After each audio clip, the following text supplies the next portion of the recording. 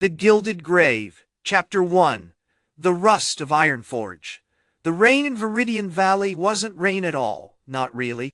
It was a gritty, ochre downpour, tasting of iron and dust.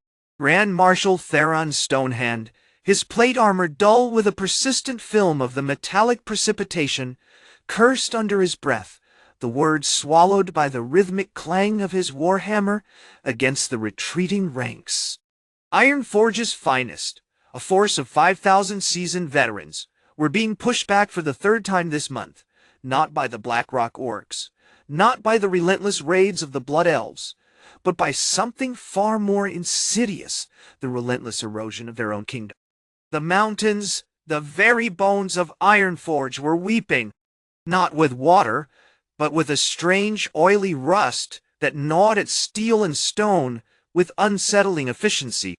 The famed iron veins that had fueled their empire for centuries were yielding, not to the skillful blows of hammer and chisel, but to a silent, consuming decay. Gold, once the lifeblood of the kingdom, the backing of their currency, the fuel for their war machines, the symbol of their ambition, was transforming into dull gray lead. The royal treasury, overflowing with the spoils of countless wars, was becoming a mausoleum of glittering, useless metal. Theron, a man built of granite and grim determination, hadn't believed the whispers at first. Had dismissed them as the anxieties of men facing defeat, the superstitions of a kingdom clinging to its fading glory. But the evidence was undeniable. The catapults, once capable of hurling boulders the size of houses, were now riddled with crumbling iron. The shields, forged in the heart of the deepest mines, were cracking and splitting.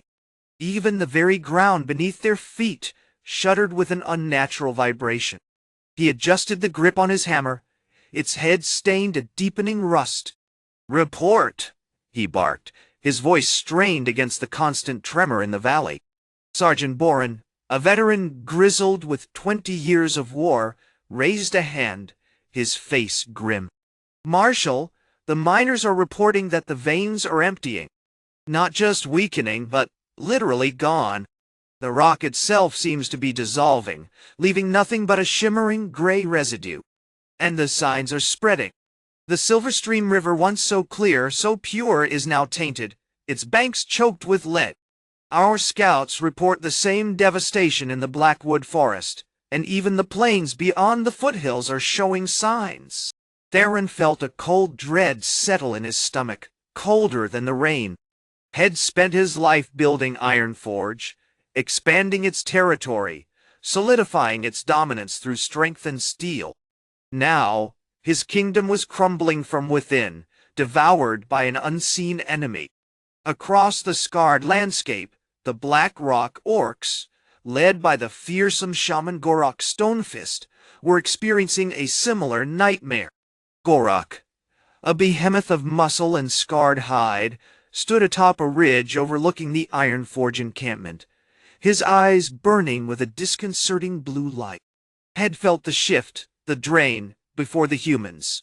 The earth beneath his ancestral stronghold, Blackrock Keep, wasn't just crumbling, it was hungry. He consulted the obsidian skull, a relic passed down through generations of Orcish Shamans, a skull carved from volcanic glass that pulsed with a sickly green light. "The echo of the devourer grows stronger," Gorok rumbled, his voice a guttural growl. "It feasts upon the spirit of the stone, upon the wealth of the world. It desires the value, the glittering essence of things." The Blackrock Orcs, masters of brutal warfare, had initially viewed the crumbling mountains as a sign of weakness, a tactical advantage to exploit against their human rival. But as their own war machines, crafted from intricately carved obsidian and infused with the raw power of the earth, began to malfunction, as their coffers emptied of looted gold, a chilling realization dawned. The Greed War, as they dubbed it, a senseless slaughter for dwindling resources, was orchestrated, not by rival ambition, but by something ancient and far more terrifying. Meanwhile, in the shadowed forests of the Blood Elves, Prince Lyrian Moonshadow stood vigil beside the obsidian falls, a cascade of shimmering, violet water that pulsed with raw magical energy.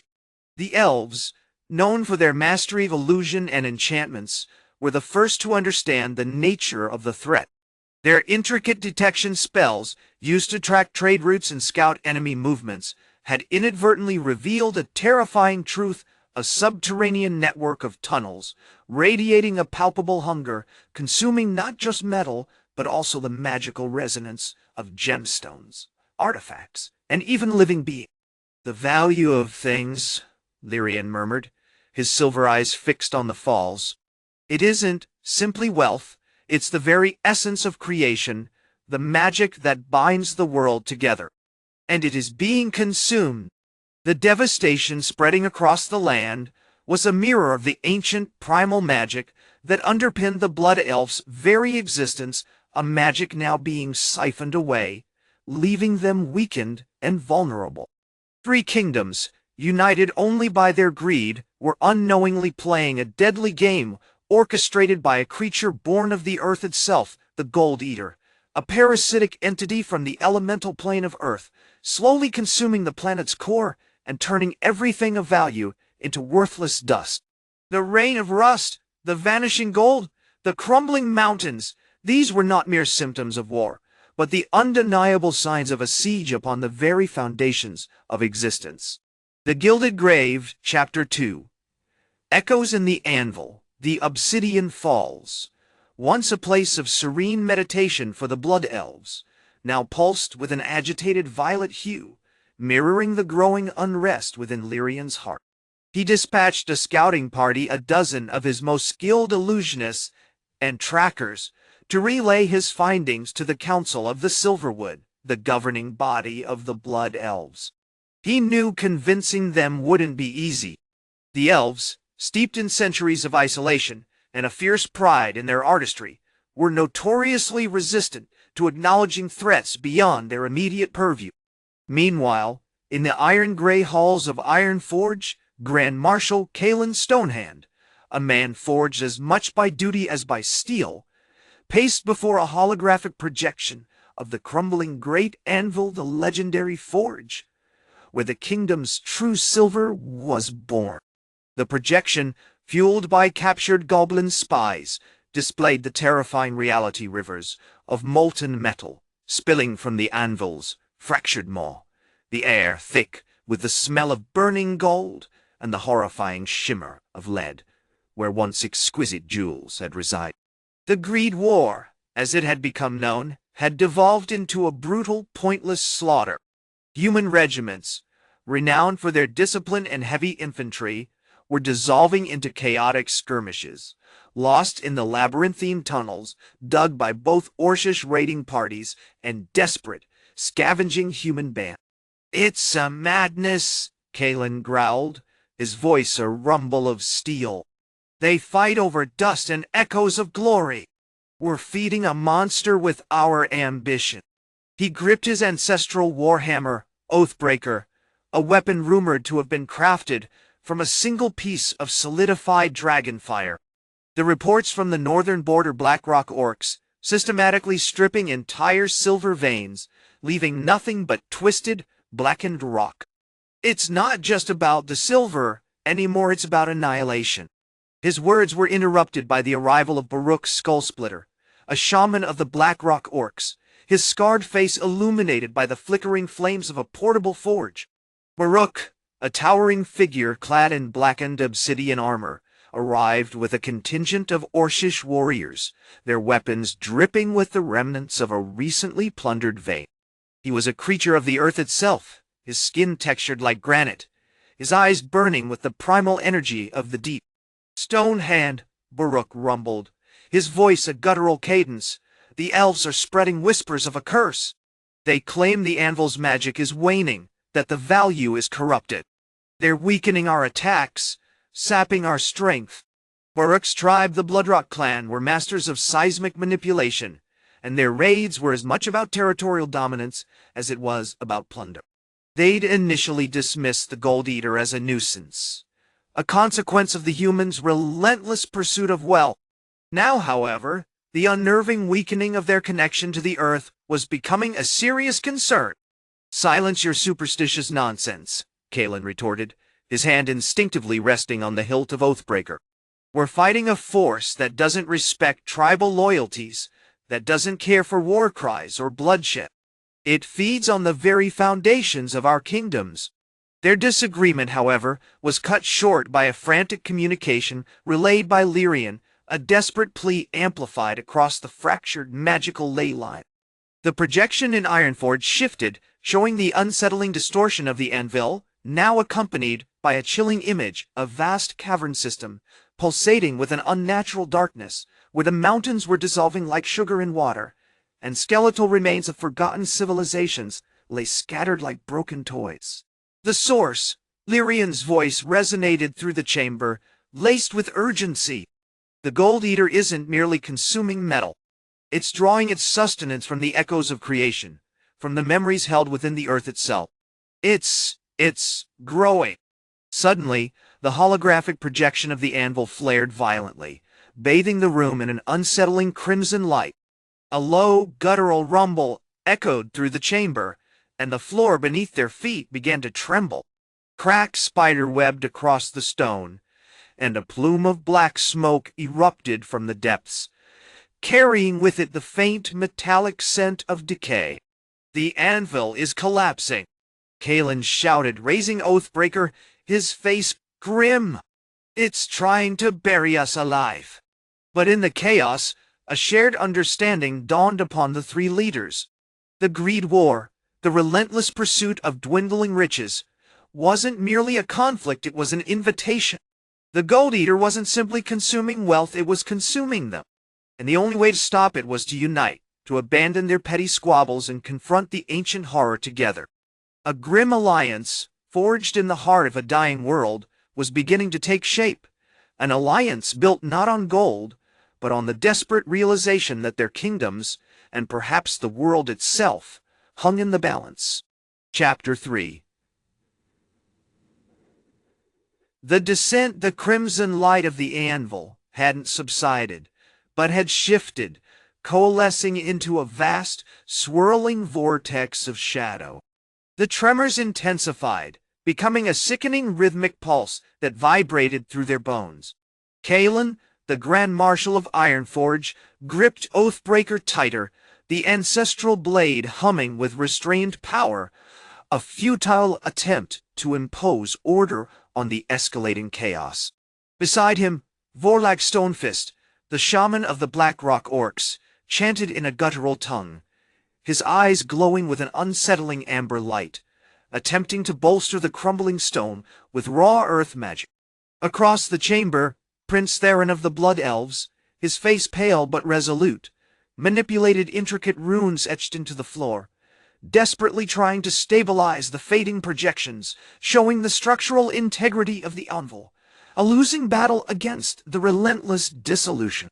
"It's feeding on the projections," Theron hissed, his voice strained. "The very concept of stability, knowledge, even hope, it's absorbing them." He gestured wildly at the holographic readings, which now displayed a terrifying exponential increase in the Gold Eater's side. "The anvil was built to contain it, yes, but it's powered by our belief in its containment.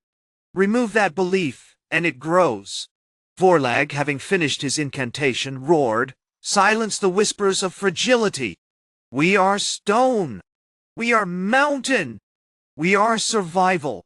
He slammed his massive fist against the ground, unleashing a localized tremor that momentarily stilled the worst of the shaking. However, the vortex in the anvil's core pulsed brighter, and a wave of oppressive heat washed over them. "We are wasting our time," Kalen stated, the exhaustion etched onto his weathered face. "The magic isn't holding.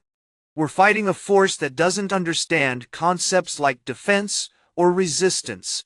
It simply takes." Then, a new voice, cool and utterly devoid of emotion, cut through the cacophony.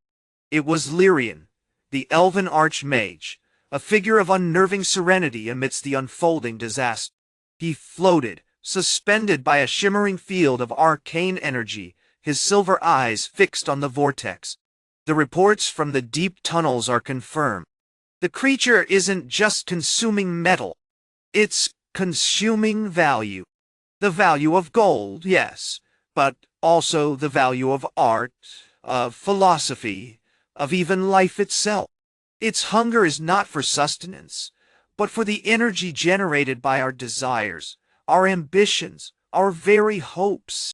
He raised a hand, and the projections shifted again, this time displaying a series of images, a perfectly crafted golden goblet, crumbling to dust, a breathtaking elven song fading into static, a human warrior charging into battle, his rage dissolving into a bewildered, vacant stare. The source isn't a beast, Lyrian continued. It's a parasitic echo. It's a manifestation of the primal urge to accumulate, amplified across millennia, refined by the earth's own suffering. To destroy it, we must deprive it of its sustenance. A tense silence descended, broken only by the grinding of stone and the unsettling pulse of the vortex. The realization hit them simultaneously, a brutal clarity born of desperation. Their kingdoms, locked in a conflict driven by the illusion of wealth, had unwittingly become the creature's most potent tools. Kalen, the pragmatist, was the first to break the silence. Then we abandon the chase. We don't seek more gold. We seek to negate what it already possesses. He turned to Vorlag. Orcish earth magic, can you create a localized disruption? Something to fracture the flow of energy it's absorbing? Vorlag considered this, his brow furrowed. It would require a massive expenditure, a channeling of the Earth's core, a violent rejection of its greed. He nodded, a flicker of grim determination in his eyes. It's a dangerous gamble, but it might create a momentary vacuum, a space where the creature cannot feed. Theron, surprisingly, offered a different suggestion. The anvil was built to channel magic. Perhaps we can reverse that. Drain the energy from the surrounding gems, the obsidian tiers, the moonstone clusters, and funnel it directly into the creature, overloading its senses. It's a desperate measure, but it might disrupt its control over the projections. Lyrian observed them, a faint smile playing on his lips. A complex solution. Driven by a simple truth, the Gold Eater thrives on the illusion of value. To defeat it, we must dismantle that illusion, expose it to a force more potent than greed, the raw, unyielding current of creation itself. With a shared nod, the unlikely alliance began to act. Orlag, drawing upon the raw power of the earth, initiated a series of seismic pulses, targeting the immediate vicinity of the anvil's central core. The ground buckled violently, and the vortex in the anvil swelled, spitting out jagged fragments of stone and blinding flashes of crimson light. Simultaneously, Theron and his elven mages began a synchronized drain, channeling the potent energy from the surrounding gems into a single focused beam aimed directly at the heart of the swirling darkness. The combined effect was catastrophic. The anvil screamed, a high-pitched, agonizing wail that resonated through the collapsing depths.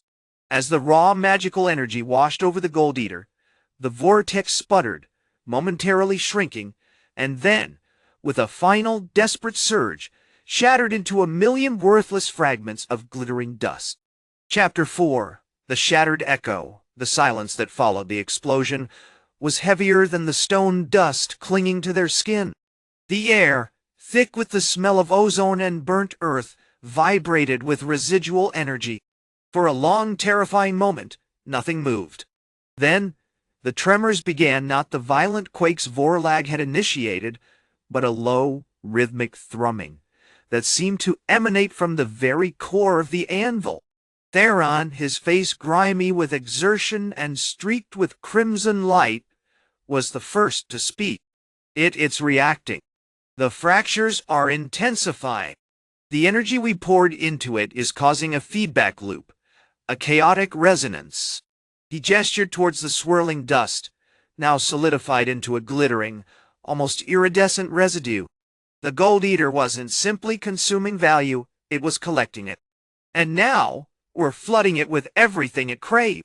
Across the ravaged chamber, Grand-Marshal Valerius, his armor blackened with soot and his face etched with grim determination, barked orders. Secure the perimeter. Reinforce the collapsing walls. We can't afford a collapse of our own while this thing is still fighting. He turned his gaze to the Orcish Shaman, Boruk, who was examining the damaged runes carved into the anvil's surface. Boruk, what do you see? Is there anything we can stabilize? Boruk grunted, his thick brows furrowed. The runes, they're not damaged, precisely. They're muted. When the energy disrupted their flow, weakened their connection to the earth. But there's a pattern. It's not just reacting to the drain. It's trying to adapt. He pointed to a faint shimmer near the base of the anvil, a pulsing viscous darkness. It's building a new conduit. It's learning. Fear, a cold, insidious thing, began to creep into the ranks of the assembled forces. Valerius, a veteran of countless battles, recognized the shift instantly. This wasn't a vanquished foe, it was a wounded predator, enraged and struggling to survive. We need to cut off its supply, he declared, his voice regaining its steel. The obsidian tears, the moonstone clusters, they're still active, feeding the beast. Well, focus our efforts there. He raised his hand, signaling a division of the human contingent to secure the gem deposits. As the humans moved forward, Lyrian, who had remained largely silent during the chaos, stepped forward. He was different, almost unnervingly calm amidst the destruction. His eyes, a startling shade of violet, seemed to absorb the shimmering dust, reflecting a strange, knowing light. The rune weavers were correct, he said, his voice a melodious whisper. The Gold Eater doesn't just feed on the inherent value of objects. It feeds on the belief in that value. The more desperately we clung to it, the stronger it became. He gestured towards the central vortex, now a sluggish gray pool. We focused on destroying its ability to manipulate the projections, but we neglected the core issue. It's not about the gold, it's about the desire for gold. Suddenly, the rhythmic thrumming of the anvil intensified. The ground lurched violently, throwing Valerius off balance. From the newly formed conduit beneath the anvil, a tendril of the dark substance shot out, snaking towards Lyrian with terrifying speed. Without hesitation, Lyrian raised his hand, and a wave of pure, shimmering energy pulsed outwards, colliding with the tendril. The effect was immediate and spectacular. The tendril withered and blackened, dissolving into a cloud of ash. But the impact resonated throughout the chamber, triggering a chain reaction. The surrounding gems, already strained by the constant drain, began to fracture and crumble, their brilliance fading to dull gray. The magic is decaying, Theron shouted, frantically adjusting the focus of the beam. We're accelerating the process, but it's unstable. It's feeding itself. Valerius, understanding dawning in his eyes, roared, "Don't fight it! Redirect the flow! Divert the energy directly into the creature. Overload it!" A desperate, coordinated effort began. Forlag, drawing on his connection to the earth, unleashed a series of targeted tremors, not to destroy, but to direct the chaotic energy towards the vortex. Theron and his mages, with a fierce concentration, adjusted their focus, pushing the drained energy with ever-increasing intensity. Even Boruk, chanting ancient Orcish incantations, began to manipulate the disrupted runes, channeling the raw power of the earth into the destructive current. The anvil screamed again, this time a sound of utter agony, a physical manifestation of the overwhelming force being directed at it. The vortex pulsed violently, expanding, then contracting, its surface shimmering with a kaleidoscope of corrupted light. Then, with a final, ear-splitting shriek, the vortex imploded, not in a burst of destruction, but in a silent, shimmering collapse. The dust, no longer iridescent, settled to the floor, revealing a cavern that was not merely scarred, but fundamentally changed. The oppressive sense of greed, the suffocating weight of accumulated wealth, was gone. The silence that followed was different now, not the silence of fear, but the silence of profound exhaustion, mingled with a strange sense of release. The three kingdoms stood, battered but unbroken, within the heart of the shattered echo, finally facing a truth far more unsettling than the monster they had sought to destroy. Chapter 5, The Echo of Loss. The immediate aftermath of the implosion was a haze of disorientation. The air, thick with the residual energy of the attempt, tasted of burnt metal and something faintly floral, a lingering echo of the corrupted gems that had fueled the blast. Borlaug, his face slick with grime and etched with exhaustion, was the first to speak, his voice a ragged rasp. "It's gone. The pull. The hunger."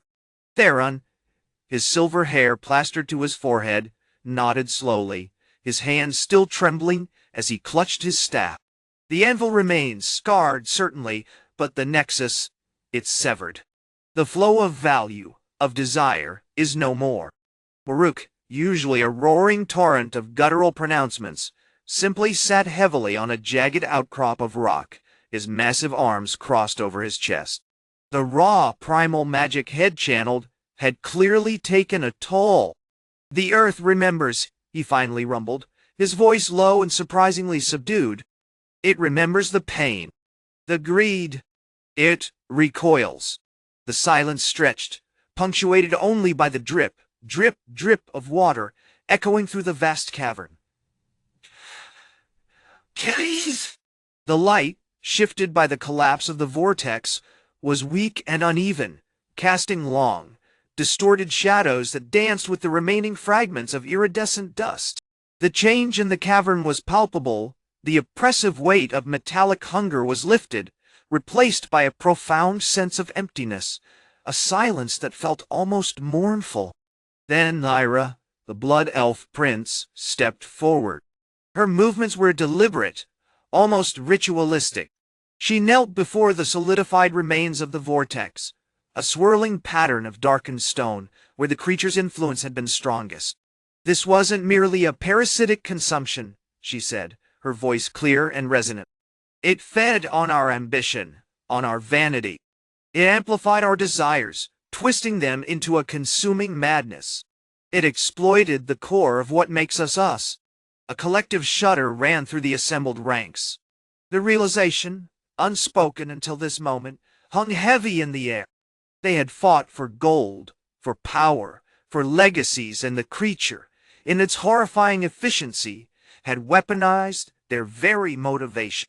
"We destroyed a monster," Theron observed, a grimness in his voice. "But perhaps we also destroyed ourselves." Borlaug, ever pragmatic, quickly shifted the focus. "The anvil is unstable. The tremors are lessening, but the surrounding rock is still saturated with corrupted magic.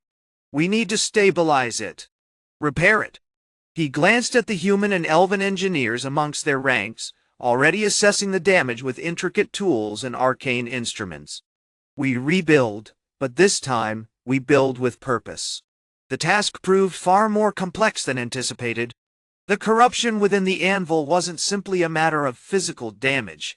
It was a resonance, a lingering echo of the Gold Eater's influence.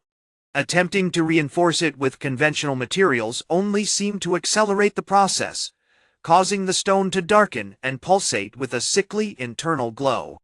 It was Baruch who, after a prolonged period of silent observation and communion with the earth, offered a solution, born of an ancient Orcish understanding of geomancy. "The earth doesn't respond to force," he stated, his eyes narrowed in concentration. "It responds to balance. We need to create a counter-resonance, a harmonic vibration to soothe the corrupted stone." This demanded a radical shift in their approach. Instead of brute force, they began to meticulously arrange a series of carefully shaped stones, infused with controlled tremors and drawn upon with the combined power of human craftsmanship elven precision, and Orcish shamanic energy. The goal wasn't to rebuild the anvil, but to re-establish its natural harmony, to coax it back to a state of equilibrium. As they worked, a strange thing began to happen. The fragments of iridescent dust, once a symbol of the Gold Eater's corrupting influence, began to coalesce, forming small, pulsating orbs of light. These orbs weren't hostile, they seemed to absorb the remaining corruption, converting it into a gentle, restorative energy. Theron recognized it immediately. Its resonance, he exclaimed. The Gold Eater didn't just consume value, it reflected it. We're not just repairing the anvil, we're healing the world. But the healing wasn't without its cost. As they drew upon the newly formed resonance, they realized that the fragments of their former selves, the obsession with wealth, the burning ambition, were slowly fading, replaced by a quiet sense of shared purpose. The echoes of the greed war, the senseless slaughter, were beginning to recede, leaving behind a raw, honest truth: they had almost destroyed everything, not because of a monstrous creature, but because of the darkness within themselves. The gilded grave, the place of death and despair, was becoming a place of reflection, a testament to the perilous power of desire, and perhaps a new beginning. Chapter 6. Echoes in the Stone. The air in the gilded grave hung thick with a silence deeper than the collapsing caverns. It was a silence punctuated only by the rhythmic drip of condensed moisture and the low hum of the resonant orbs, now larger, brighter, and pulsing with a vibrant amethyst light that dotted the newly formed basin around the realigned anvil. The stone itself, once cracked and weeping with corrupted earth, was now smoothed, its surface subtly shimmering with an internal luminescence. Grand-Marshal Kalen, his face etched with a weariness that went beyond mere exhaustion, knelt, tracing a finger across a particularly smooth section of the anvil's base. He was a man built of iron and resolve, accustomed to issuing commands and weathering storms. Yet, the quiet contemplation of this place, this testament to averted disaster, unsettled him deeply. It's unsettlingly peaceful, he admitted, his voice a low rumble. After all the death, all the rage across the basin, Baruch Stonehand, the Orcish Shaman, a mountain of scarred muscle and raw power, remained unusually still. The tremors that normally throbbed beneath his skin, a vital current of earth magic, were subdued, replaced by an almost meditative focus. "The earth, she speaks differently now," he rumbled, his voice laced with an unfamiliar humility. Not the screaming of a wounded beast, but the murmuring of a mother soothing a fever. Prince Lyrian, of the Blood Elves, moved with his customary grace, meticulously collecting a few of the smallest resonant orbs in vials crafted from purified obsidian. He wasn't concerned with their beauty, as he usually was, but with their composition. "The energy is extraordinarily dense, highly attuned to the manipulation of value itself," he explained, his voice precise and cool. "It's as though the Gold Eater, in its horrifying consumption, inadvertently created a counter-resonance, a mechanism to break its own cycle." Theron, the human artisan, who spearheaded the initial restoration efforts, stepped forward, his hands stained with the residue of polished stone. He was the youngest of the three, and arguably the most affected by the experience. The obsession with crafting, with imbuing objects with potent magic, had been his life's driving force. Now, it felt hollow. "The dust," he said, gesturing towards the faded iridescent streaks clinging to the walls, "it's gone. Completely absorbed. The orbs, they're not simply cleansing the corruption, they're rewriting the very fabric of this place." Suddenly, a tremor, stronger than any they had felt before, resonated through the cavern. The resonant orbs flared, bathing the basin in an almost blinding light, and the stone beneath their feet pulsed with warmth.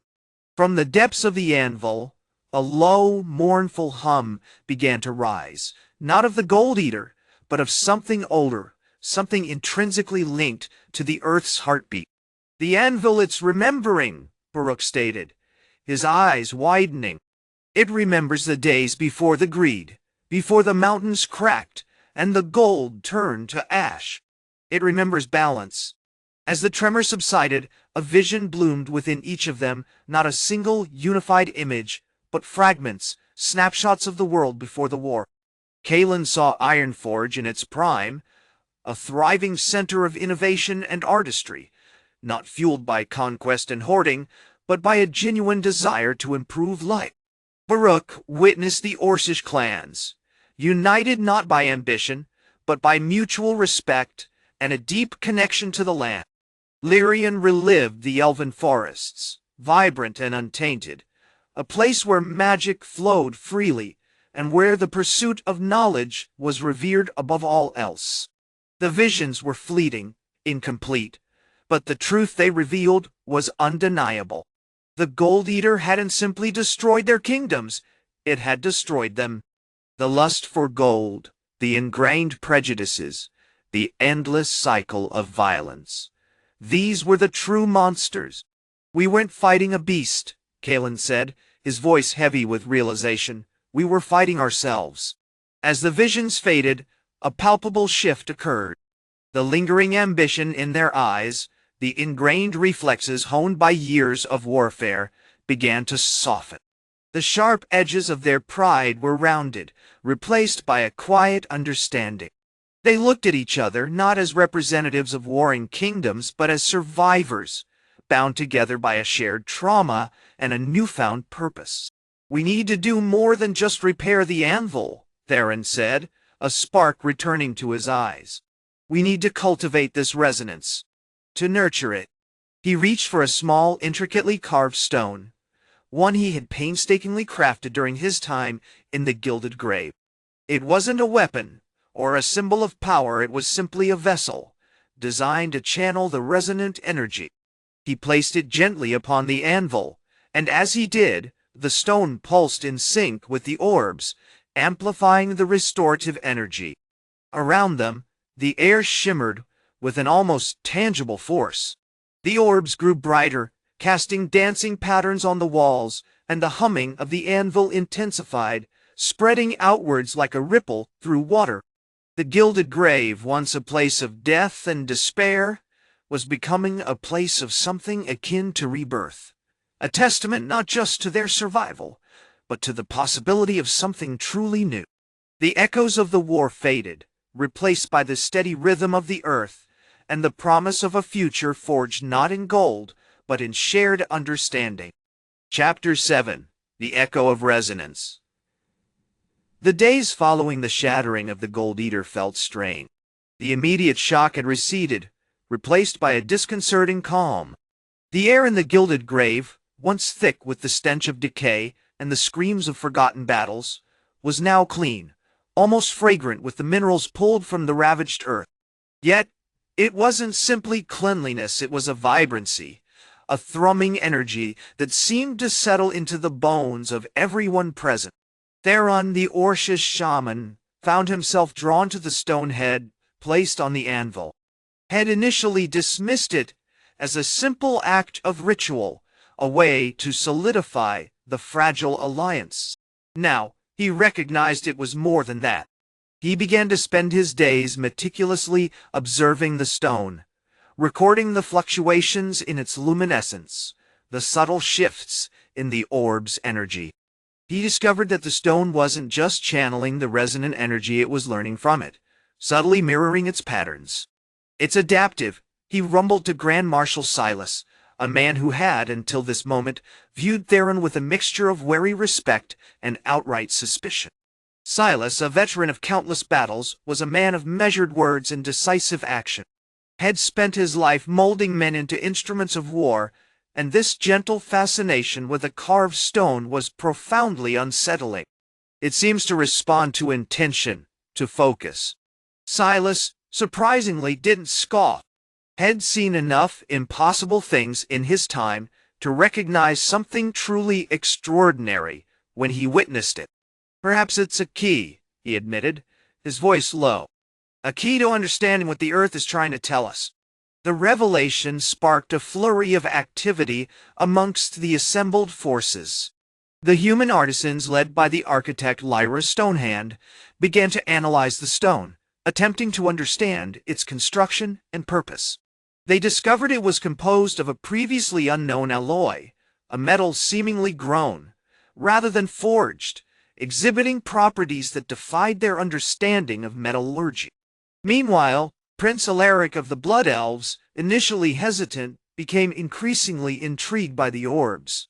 He approached the task with the characteristic precision of his people, meticulously mapping their movements, charting their harmonic relationships with the anvil and, crucially, with the stone.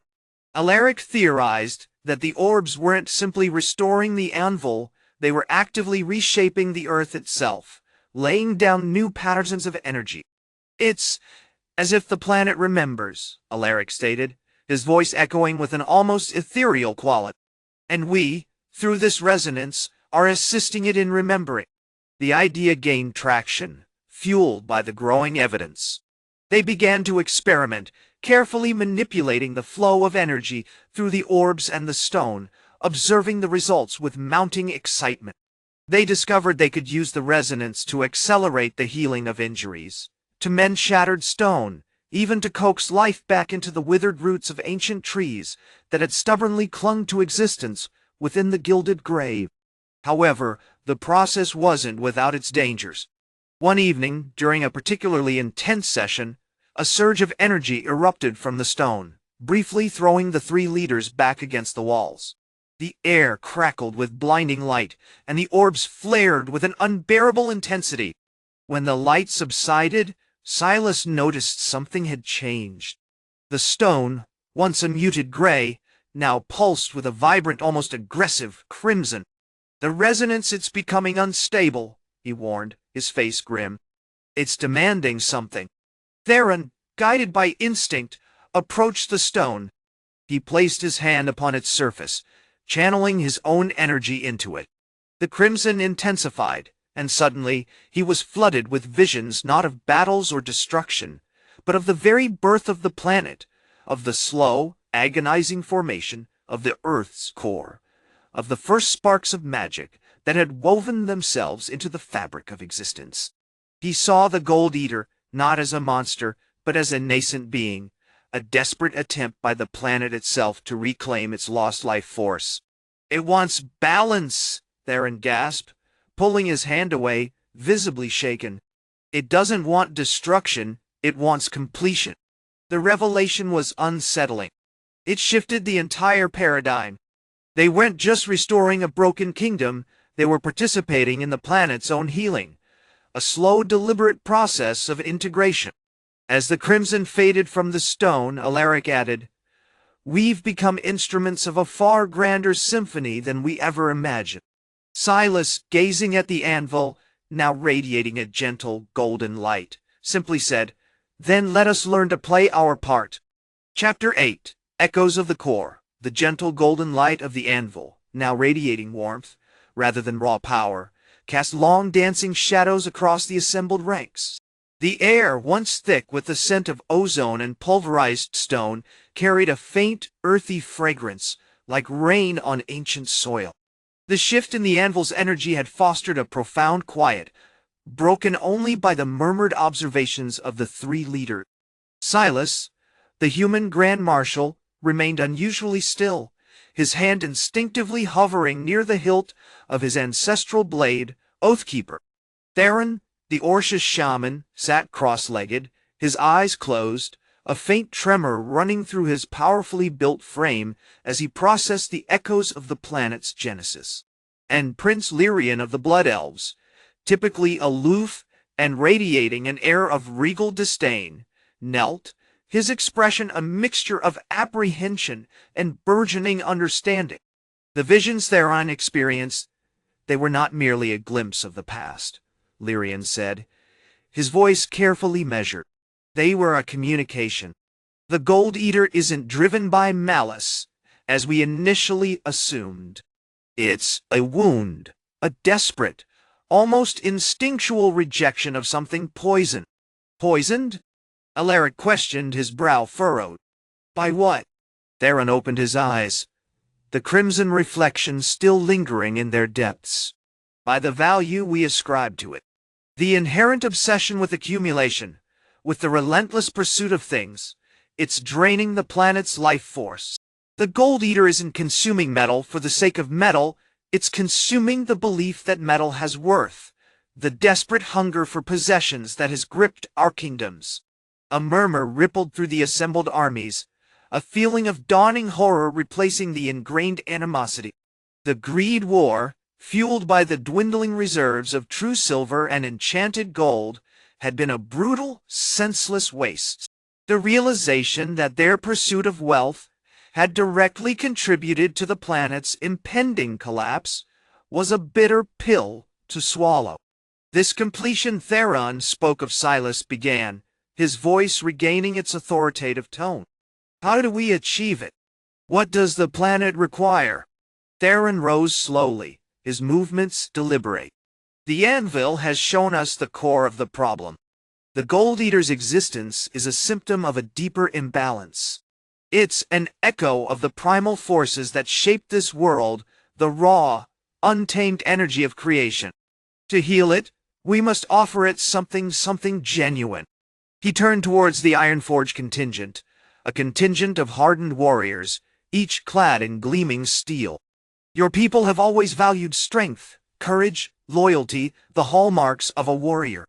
It is time to offer those qualities, not glittering gold. Turning his attention to the Blackrock Orcs, he addressed their chieftain, Grokthar, a towering figure whose scarred face betrayed centuries of brutal conflict. The Orcs, I have seen your strength, your resilience, your unwavering bond to the earth. You are connected to the raw energy of this world in a way few others understand. Offer your respect, your understanding of the land, not the spoils of conquest. Finally, he addressed Larian. The elves, with your connection to the ancient magic, you possess the knowledge to understand the flow of energy. Offer your insight, your skill, not the beauty of a perfectly crafted jewel, but the essence of magic itself. The silence that followed was thick with contemplation. The concept was radical, unsettling, almost blasphemous. To willingly surrender their most prized possessions, to forgo the tangible proof of their kingdom's power, felt like a profound defeat. Suddenly, a young human warrior, a novice named Kalen, stepped forward. He was a miner, known for his quiet diligence and a surprisingly insightful understanding of the earth's rhythms. He held out his hand, offering a small, unremarkable pebble, a piece of gray slate, found deep within the Ironforge mines. This, he said simply, is what I hold dear. It represents my labor, my dedication, my connection to the earth. I offer it to the anvil. As Kalen placed the stone upon the anvil's surface, a wave of energy pulsed outwards, bathing the entire clearing in a soft, cerulean light. The anvil resonated, not with aggression, but with a profound sense of gratitude. Theron closed his eyes, chanting in the ancient Orcish tongue, invoking the spirits of the earth, seeking their approval. Larian, channeling his elven magic, began to weave intricate patterns of energy around the anvil, drawing upon the very essence of the forest. Silas, watching his men and his allies participating in this strange ritual, finally understood. It's not about giving something, he realized, his face etched with a newfound humility. It's about sharing. The crimson fading from the anvil's surface, replaced with a warm, iridescent glow, signaled a shift. The Gold Eater, still deep beneath them, pulsed faintly, no longer with ravenous hunger but with a hesitant curiosity. The echo of the core's voice, faint but discernible, whispered through the air, "Balance, restore balance." The gilded grave was not a tomb, but a beginning. The wars were over, not won, but paused, a temporary cessation of a destructive cycle. Their true gold wasn't in their vaults, but in the willingness to sacrifice, to understand, and to forge a new path. A path paved not with the lust for wealth, but with the shared desire to heal, A Wounded World. Chapter 9. Echoes of the Anvil. The silence that descended upon the clearing after the anvil's transformation was thick with an almost tangible anticipation. The air itself seemed to hum, vibrating with the residual energy of the ritual. Silas, standing beside the now iridescent anvil, felt a profound shift within himself, a shedding of the hard-won cynicism that had defined his life as Grand-Marshal of Ironforge. Beside him, Theron, his face still streaked with the volcanic ash of the Orcish forge, maintained a low rhythmic chant, his hand resting on the cool, pulsating stone. Lyrian, ever observant, meticulously scanned the surrounding forest, his senses heightened, seeking any sign of the Gold Eater's reaction. "It responds," Lyrian finally murmured, his voice hushed with awe. Not with malice, but with a desperate plea. "It's not merely consuming the metal, Grand-Marshal. It's consuming the belief in its value." Silas considered this, the implications settling upon him like a physical weight. The greed war hadn't been about simply acquiring gold. It had been driven by a fundamental misunderstanding, a blind worship of material wealth. He looked at Theron, whose guttural chanting had ceased, and then at Lyrian, radiating an almost painful concentration.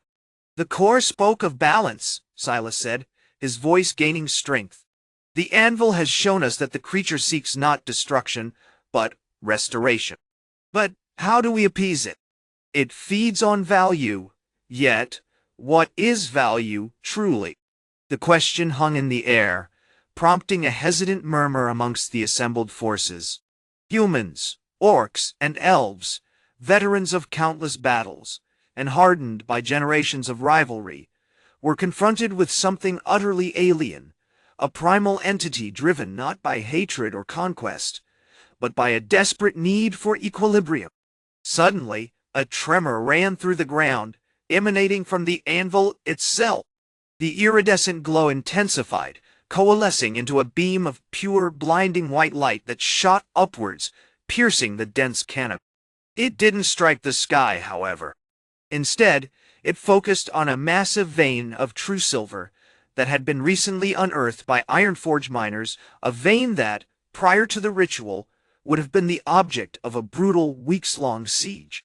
The silver, instead of hardening into resistance, began to melt, flowing like liquid light, feeding back into the anvil. "It's offering itself," Theron roared, understanding dawning in his eyes. "It doesn't need our gold.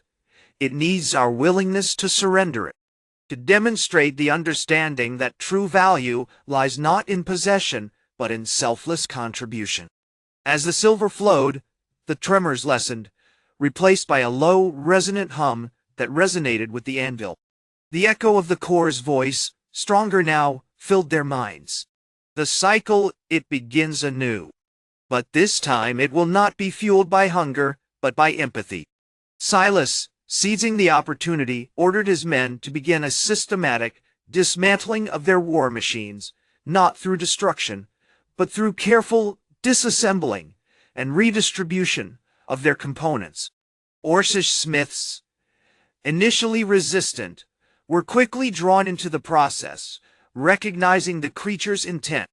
Even the elves, renowned for their reverence for nature, began to utilize their knowledge to refine the salvaged metals, stripping away the value until only the raw material remained. "We are not breaking the thing," Lyrian declared, his movements precise and deliberate. "We are returning it to its source. We are showing it that true richness lies in the potential for creation, not the illusion of ownership." But the Gold Eater wasn't passively accepting this surrender. As more and more materials flowed into the anvil, the ground began to groan. Cracks widened across the earth, revealing a chasm filled with swirling iridescent smoke, the very essence of the creature's hunger. And from the depths, a single enormous eye, formed of solidified gold, opened, fixing its gaze upon them. It wasn't a look of anger nor of threat, but of profound sorrow. "You misunderstand," the core's voice boomed, laced with a chilling resonance. This is not a hunger for your possessions, but a reflection of your own. You have become defined by what you own, blinded by the glittering illusion. To truly defeat me, you must destroy yourselves, your greed, your ambitions, your endless striving for more. Silas, Theron, and Lyrian exchanged a grim understanding. They realized the creature wasn't simply a monster to be slain, but a mirror reflecting the darkest aspects of their own nature. The final battle wouldn't be fought with swords and shields, but with the dismantling of their very selves. Chapter 10. The Weight of Worthlessness. The silence following the chorus pronouncement was thicker than the smoke emanating from the chasm. The air vibrated with a low hum, a discordant resonance born of the creature's ancient, sorrowful lament. Silas, the Grand-Marshal of Ironforge, felt a cold dread creep through his battle-hardened bones, a far more unsettling sensation than any arrow or axe had ever inflicted. He was a man of order, of strategy, of quantifiable losses and victories. The core offered no such clarity, no predictable battlefield. It seeks to break us, Theron, the Orcish Shaman rumbled, his hand resting instinctively on the haft of his great axe, Stonebreaker. Not with flame and steel, but with emptiness. With the realization that all we've ever striven for is worthless. Lyrian, his face etched with an unsettling calm, remained motionless, meticulously collecting the iridescent gravel that had fallen from the massive eye. The core speaks truth, though its delivery is unpleasant. We have been so consumed by the pursuit of value, of worth, that we have forgotten the simple things. The strength of a hand, the loyalty of a comrade, the beauty of a falling leaf. He held up a handful of the gravel, examining it with an almost childlike fascination. This is not malice, but a devastating critique. The realization dawned upon them, a chilling cascade that threatened to drown out the last vestiges of their ingrained hatred. The greed war wasn't a clash of empires, but a self-destructive dance orchestrated by a being that fed upon their obsession. The mountains collapsing, the gold turning to lead it, wasn't random destruction. It was a carefully calibrated dismantling of their identities. We were fighting for nothing, Silas said, the words tasting like ash in his mouth. For a handful of coins, for a legacy of conquest. All reduced to this. He gestured at the gaping maw of the chasm, the swirling smoke a physical manifestation of their own folly. Theron, a creature of raw instinct and primal power, slammed Stonebreaker against the ground, the impact sending tremors through the anvil. Then, let us be consumed by our own folly. Let us show this thing that we will not be broken by its judgment. Silas restrained him, a rare display of authority. No. We will not succumb to blind rage. The core offered a path, a brutal one, but a path nonetheless. We must understand how to dismantle ourselves. The debate raged for hours, punctuated by the unsettling murmur of the core's voice, sometimes offering cryptic observations, sometimes simply echoing their own thoughts, amplifying their anxiety. Lyrian, surprisingly, emerged as the de facto leader, his elven patience and analytical mind proving invaluable. He proposed a radical solution, one that was both terrifying and strangely logical. We must relinquish everything, he declared, his voice gaining a resolute tone. Every jewel, every artifact, every piece of armor. We must dismantle our kingdoms, not with destruction, but with obliteration of value. The suggestion was met with resistance, particularly from Silas. You want us to abandon our defenses? To surrender our hard-won territory?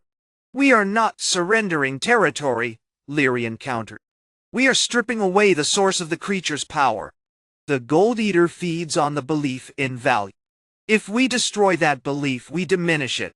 He began directing his warriors, not to attack the core, but to systematically dismantle the symbols of their kingdoms. Ironforge soldiers began melting their royal crowns, the process surprisingly swift and efficient, guided by the elven understanding of manipulating metal. The molten metal was channeled into elaborate, intricate molds, creating shimmering, luminous orbs, liquid light, as they termed it. The Blackrock Orcs, initially resistant, followed suit, collapsing their fortified holds, not with force, but with carefully orchestrated tremors, pulverizing their war banners and dismantling their famed obsidian weapons.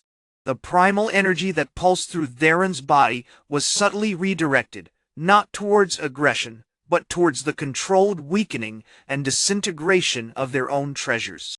The Elven Prince, Aemon, and his warriors moved with the quiet grace of the forest, draining the magical value from the gems adorning their ancestral halls. It was a painstaking process, requiring intricate rituals and a profound understanding of the interconnectedness of magic and matter. They didn't simply destroy the gems, they extracted their essence, returning it to the earth, a slow, deliberate act of negation. As they stripped away their wealth, a palpable shift occurred.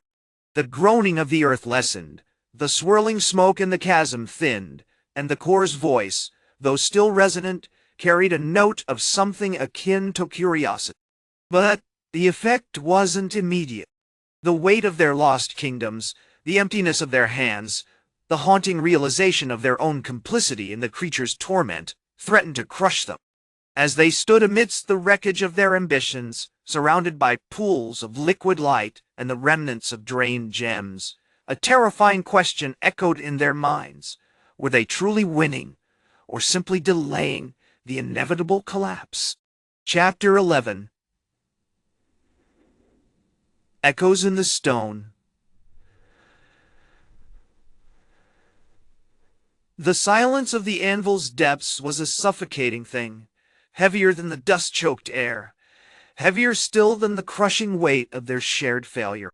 It had been 3 days since the initial devastating act of surrender, 3 days since the Ironforged, the Blackrock, and the Blood Elves had begun to dismantle their kingdoms, not with violence, but with a horrifying, deliberate subtraction. The scent of pulverized gold, once a heady aroma of power and conquest, now clung to the air like a morbid perfume. Grand-Marshal Valerius, his face etched with a fatigue that seemed to seep from the very stone, stood overlooking the ravaged hall of the Ironforge. He hadn't slept properly in days, haunted by the faces of his men, by the realization that the gleaming banners of his kingdom, symbols of their ambition, their ruthlessness, had become nothing more than glittering rubble. He ran a calloused hand over a shard of what had once been his ceremonial crown, now a dull, lifeless pewter. "Liquid light," he muttered, the words tasting like ashes. "We melted the very symbols of our pride. And for what? A flickering illusion of control." Beside him, Shaman Theron of the Blackrock Orcs moved with a measured grace that was unsettlingly serene. He wasn't exhibiting the usual Orcish rage, the guttural snarls of a warrior driven by instinct. Instead, he was meticulously arranging the fragments of obsidian weaponry, each piece carefully placed within a shallow depression in the newly formed earth. His eyes, usually burning with primal energy, held a disconcerting thoughtfulness. "The earth speaks in tremors," he rumbled, his voice a low resonance. "This is not destruction, but a guiding. The Gold Eater craves value, and value is born of creation and loss. We are teaching it a new language." Aemon, the Elven Prince, remained largely silent, his silver hair shimmering faintly in the ethereal glow of the liquid light. He was meticulously examining a pile of gems, rubies, emeralds, and sapphires that had once formed the heart of the Blood Elves' treasury. His fingers traced the facets with a delicate precision, a palpable sadness radiating from him. "It doesn't understand," he said finally, his voice a whisper. "It doesn't comprehend the beauty, the artistry, the investment we placed in these things. It simply consumes. We are draining its sustenance, but it continues to pulse with a ravenous hunger." The core's voice, a resonant hum that vibrated through their bones, echoed through the vast cavern. It was still laced with a chilling curiosity, a subtle anticipation. You persist in this waste. It is a curious experiment. You believe you diminish me by diminishing your possessions? You misunderstand. I am not merely a parasite. I am value, manifested in this world. Your obsession with it, your constant struggle to acquire more, fueled my growth. Valerius stepped forward, his hand instinctively reaching for the hilt of his battered sword. Then let us show you that there is no value in endless war, no value in empty boasts, no value in the pursuit of blind greed.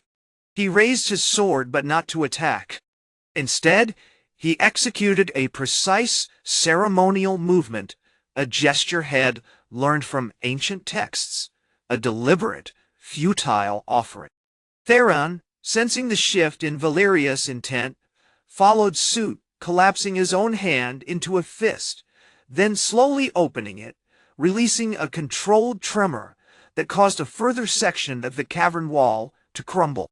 The action wasn't born of aggression, but of a profound understanding of the creature's hunger. Aemon, observing their actions, added his own contribution.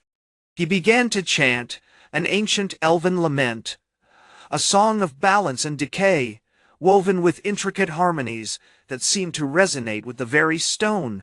As he chanted, he focused his remaining magical energy, channeling it not to defend, but to undo the inherent value within the gem. The colors began to fade, the brilliance to dim, the stones becoming dull, lifeless pebbles. As the last of the gems surrendered their essence, a shift occurred within the anvil.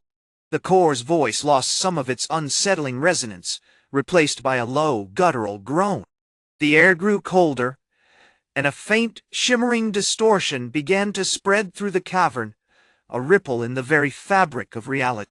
"You attempt to erase yourself," the core finally said, the words laced with a mournful tone.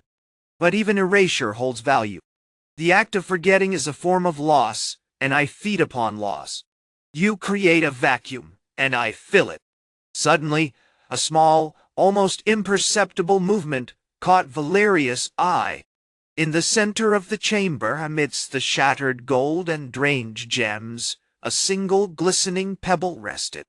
It was once a ruby, pulsing with a vibrant red light. Now it was an empty husk, a perfect sphere of gray stone.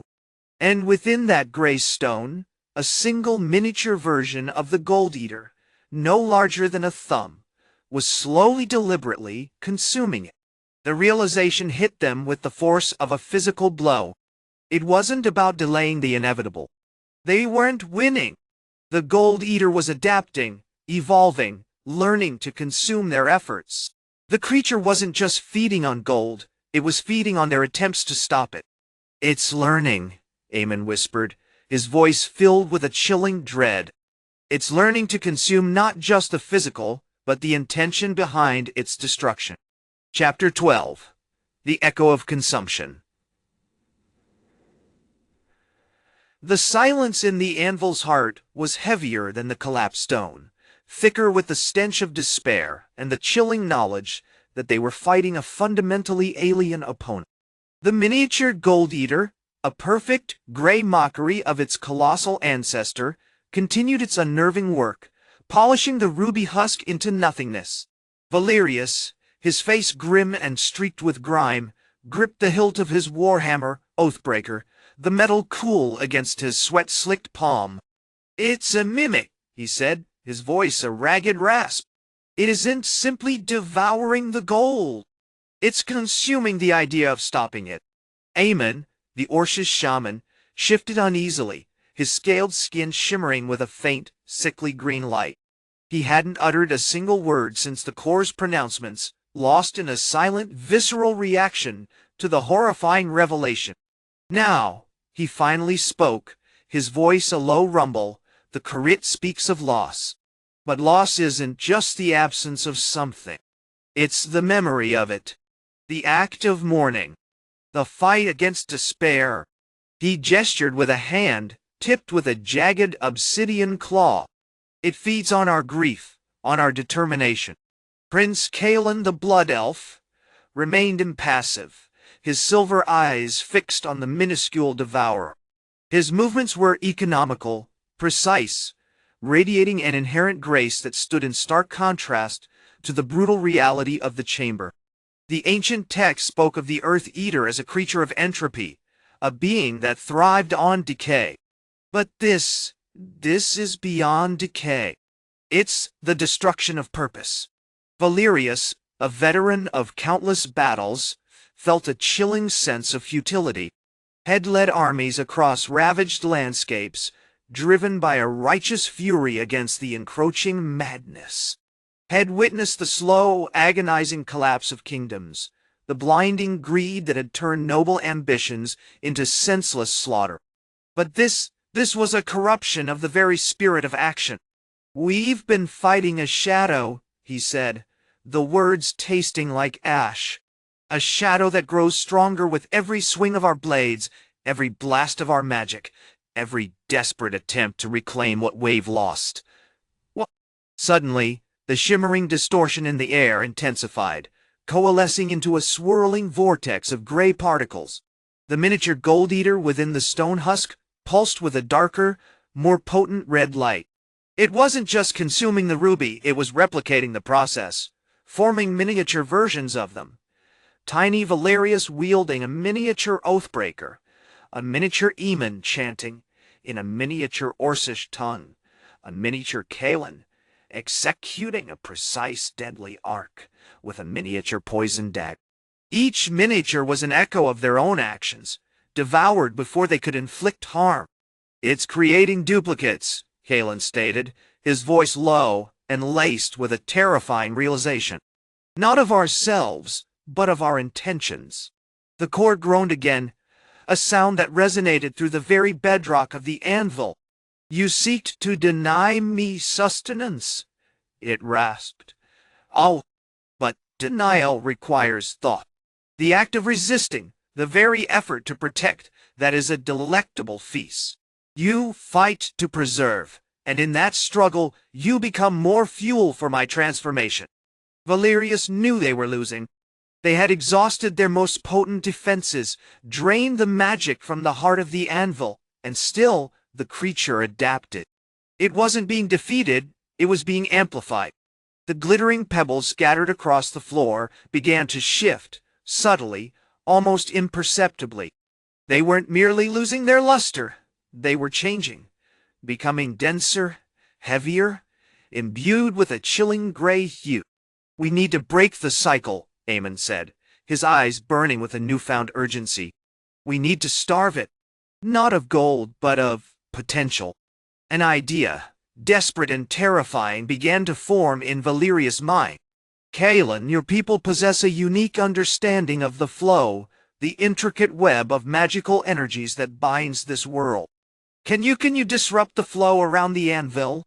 Sever the pathways through which the creature draws sustenance?" Kalen considered this, his brow furrowed. "It's a dangerous proposition. Disrupting the flow could destabilize the entire anvil, triggering a collapse far greater than the one we have already endured." "It's a risk we have to take," Valerius countered, his voice firm. "We've already failed to stop it with brute force, with magic, with greed. The only weapon left is to deny it its food." As Kalen began to chant in the ancient elven tongue, intricate glyphs of shimmering silver light erupting from his hands, the miniature gold eater within the stone husk pulsed with an intense red glow. The vortex in the air expanded, enveloping the chamber in a suffocating wave of gray. The ground trembled, and a new unsettling sound filled the air, the whisper of forgotten things, the echo of countless battles lost, the lament of a world being devoured. The fight had changed. It wasn't about destroying a monster, it was about extinguishing a concept. And the concept was their own will to survive. Chapter 13. The Stillness of Absence. The air in the Chamber of Echoes hung thick with the residue of Kalen's spell, a brittle gray dust that clung to skin and armor. The pulsating red glow of the Gold Eater had vanished, replaced by an unsettling stillness. The miniature vortex, once a swirling maw of gray chaos, had shrunk to a barely perceptible shimmer, like heat rising from a scorched stone. But the silence was more profound, heavier than any battle-scarred quiet. It felt empty. Valerius, his face slick with sweat, stepped forward, cautiously scanning the crumbling walls. The glyphs, they've severed the connection. It's not actively feeding anymore, but it's dormant, like a poisoned seed awaiting the right conditions. Aemon, ever pragmatic, grunted, examining a section of the floor where Kaelin's hands had etched the silver glyphs. The flow hasn't collapsed entirely. It's muted. The earth here vibrates with a low hum, a ghost of the energy it once channeled. It's like silencing a song. Kaelin, his face pale and drawn, remained motionless, his eyes glazed over as if battling a phantom pain. The elven tongue had been a torrent of raw power, pulling at the very fabric of reality. He was visibly weakened, the silver light having leached the color from his skin. The disruption was forceful. I've reduced its capacity to draw, but not its core. It remains, a hardened knot of corrupted earth, waiting. The words hung in the air, laced with a grim realization. They hadn't defeated the Gold Eater, they'd simply starved it. The true battle Valerius suspected was yet to come. Suddenly, a low groan echoed through the chamber. Not a tremor born of geological instability, but something organic. Dust rained down as a hairline fracture snaked across the far wall, widening with alarming speed. The gray dust intensified, swirling around them in miniature cyclones. "It's reacting!" Aemon roared, drawing his broadsword, its surface gleaming with hastily applied enchantments. "The disruption hasn't neutralized it. It's adapting." Valerius reacted instantly, raising his hand to channel the liquid light, the solidified essence of their melted crown. The air around him shimmered, coalescing into a blinding viscous substance, a pale ethereal gold. He hurled it at the widening fissure, hoping to seal the rupture before it spread. But the liquid light faltered, dissipating against the newly formed gray stone that seemed to actively repel it. The fissure continued to grow, revealing glimpses of a deeper darkness. A darkness that pulsed with the same unsettling red light they'd initially witnessed. "It's not simply resisting magic," Kaelin gasped, clutching his head. "It's absorbing it. The flow itself is being corrupted. It's feeding on our efforts to stop it." The realization slammed into them with the force of a physical blow. They weren't just fighting a monster, they were trapped in a perverse cycle, desperately trying to extinguish a flame while simultaneously fueling it with their resolve, their magic, their very hope. From the depths of the fissure, a new sound emerged, a slow, deliberate rasping, like the grinding of stone against stone. Then a single, segmented limb, black and slick with viscous fluid, emerged, followed by another and another. The Gold Eater, seemingly dormant, was rebuilding itself. Orcish warriors, led by the towering shaman, Baruch Stonehand, charged into the fray, hacking at the emerging limbs with axes and warhammer. Their primal fury, fueled by years of ingrained aggression, was a potent weapon, but even their attacks seemed to be absorbed into the gray stone, the limbs regenerating with terrifying speed. "The flow isn't merely being drawn upon," Baruch bellowed, his voice echoing through the chamber. "It's changing! It's becoming darker." Valerius saw it then with horrifying clarity. The gray dust wasn't simply a byproduct of the disruption. It was the creature's influence spreading outwards, corrupting the very stone around them, poisoning the flow. The ancient magic of the anvil was dying, replaced by something colder, something infinitely more insidious. "We need to sever the root," Valerius shouted, his voice strained. "Kaelin, can you amplify the disruption?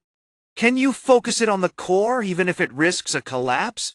Kaelin, his face a mask of exhaustion and terror, nodded weakly. "I can try. But this time, it won't be a targeted disruption. It will be a complete silence. a negation of all potential. He began to chant again, the silver glyphs shimmering with an even brighter, unsettling intensity. The ground trembled, and the whispers of forgotten things returned, louder now, more insistent, laced with a chilling promise of oblivion. The stillness of absence wasn't peaceful. It was the prelude to a far greater horror. Chapter 14. The Stillness.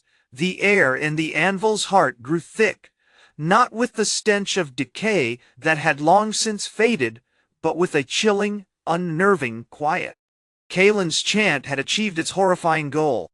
The shimmering glyphs, once vibrant with contained power, now pulsed with a deathly white light, sucking the color, the potential, the life from the surrounding gems. Sapphires dimmed. Rubies bled into a dull gray.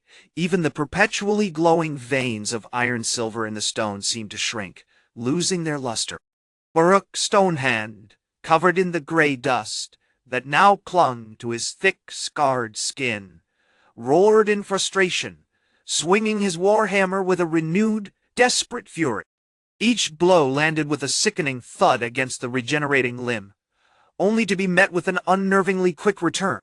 The creature wasn't simply healing, it was growing stronger, fueled by the absence of magic, by the suffocating stillness. "It's feeding on our despair," he bellowed, slamming his hammer into the stone with such force that a hairline crack spider-webbed across the chamber's ceiling.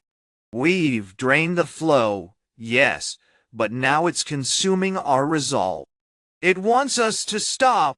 Valerius, his face slick with sweat and the unsettling sheen of the gray dust, recognized the terrifying truth in Burrock's words. The disruption Kalen had initiated wasn't a surgical strike, it was a deliberate, malignant pruning. It wasn't about destroying the Gold Eater, it was about extinguishing everything that made it vulnerable, their hope, their anger, their very will to fight.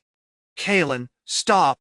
Valerius commanded, his voice strained but laced with urgency. "You're pushing us too far. The complete negation, it's amplifying the creature's power, not weakening it." Kalen, a young elf barely past his coming of age, ignored him, lost in the white-hot trance of his spell. His eyes were distant, unfocused, reflecting the blinding light of the glyphs. He was a conduit, a living vessel for the negation, and he was pouring his very essence into the void. Suddenly, a tremor ripped through the anvil's heart, far more violent than any caused by the creature's regeneration. The walls groaned, dust rained down, and the very stone beneath their feet seemed to shift and buckle. The gray dust coalesced into swirling vortices, rising like phantom smoke, and the whispers intensified, no longer just promises of oblivion, but actual voices, sibilant and cold, urging them to surrender.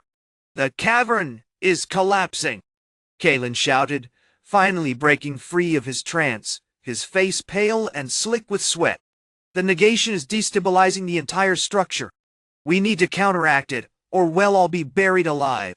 Valerius realized with a sickening jolt that Kalen's gamble had backfired spectacularly.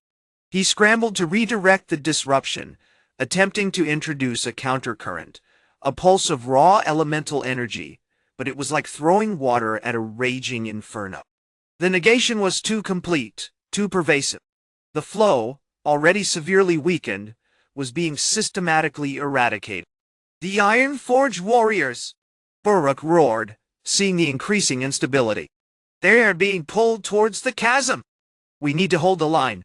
The human contingent, led by Grand-Marshal Theron Stonehand, a grizzled veteran, whose armor was stained with the gray dust and the blood of countless orcs, fought with a desperate ferocity, their swords and axes hacking at the regenerating limbs, but their movements were becoming sluggish, their attacks less precise. The creature's influence was turning their metal into brittle glass, their courage into paralyzing fear. Seeing the tide turning, Valerius made a desperate decision. He reached for the intricately carved silver pendant around his neck, a relic passed down through generations of his elven family, a focus for manipulating the flow itself. He channeled his remaining energy into it, attempting to generate a localized surge of elemental power, a chaotic, unpredictable blast that might overwhelm the negation. "For the Blood Elves!" he cried, raising the pendant above his head. A wave of iridescent energy erupted from the pendant, colliding with the white light of Kalen's glyphs. The effect was immediate and catastrophic. The white light fractured, splintering into 1,000 shards, and the gray dust was violently expelled from the chamber, momentarily blinding everyone. But the disruption didn't cease, it merely mutated. The chaos introduced by Valerius' surge created a new, far more dangerous force, raw, unbridled elemental energy, flowing unchecked, threatening to tear the anvil apart completely. As the dust settled, they saw that the Gold Eater's regenerating limbs were now fused with tendrils of raw fire, the gray stone pulsating with an unstable, volatile heat. The creature was adapting, evolving, becoming something far more terrifying than they had initially imagined. And in the growing chaos, Valerius realized the horrifying truth: they weren't fighting a parasite, they were battling a sentient void, a being that understood the very nature of their greed and was using it against them. Chapter 15. The serpents kissed the air in the anvil's deepest chamber, throbbed with a heat that felt less like fire and more like the slow, agonizing pulse of a dying god. The shattered remnants of Kalen's glyphs lay scattered like frost on a forgotten altar, pulsing with a sickly violet light, a testament to Valerius' desperate gamble. The Gold Eater, no longer a static, repulsive mass, writhed with a horrifying grace. Its newly formed limbs, shimmering with volatile flames, weren't simply extensions they seemed to know, instinctively reaching towards the remaining veins of silver and gold that clung to the cavern walls. Kalen's skeletal hand, still grasping a shard of the broken glyph, turned to Valerius, his eyes, 2 pinpoints of icy blue, burning with a mixture of fury and grim understanding. "You have empowered it, elf," he rasped, his voice a dry whisper. "You have given it form, purpose. Your surge, as you called it, was not a disruption, but a kiss, a serpent's kiss of chaos, feeding its own unnatural hunger." Valerius, his face slick with sweat and etched with a chilling realization, felt the weight of his failure. Had sought to control the flow, to bend it to the will of the Blood Elves, to reclaim what was lost.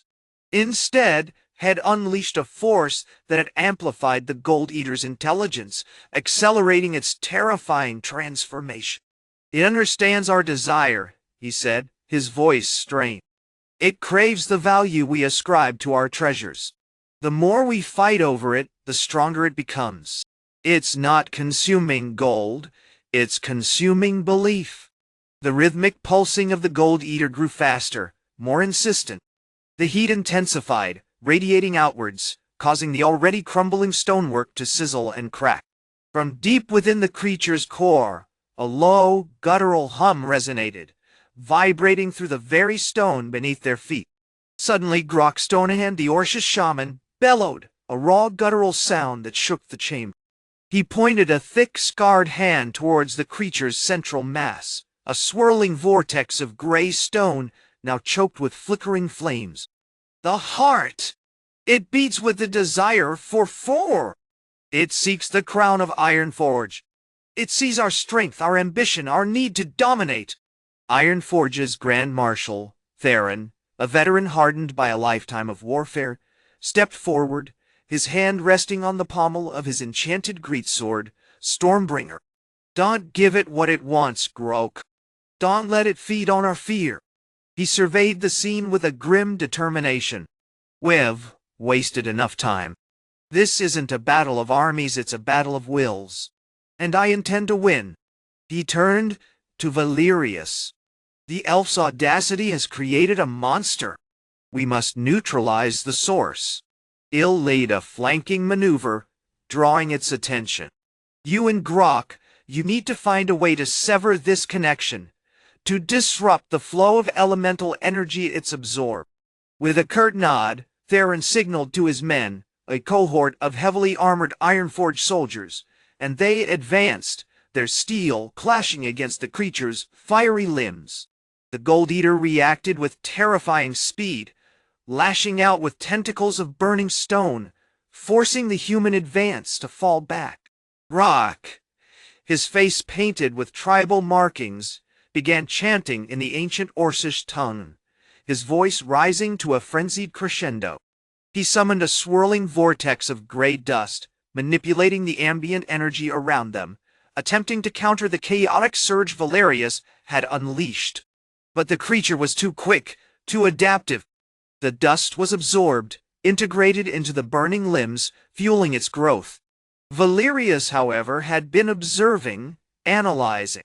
He noticed a faint rhythmic fluctuation within the violet light emanating from the shattered glyphs.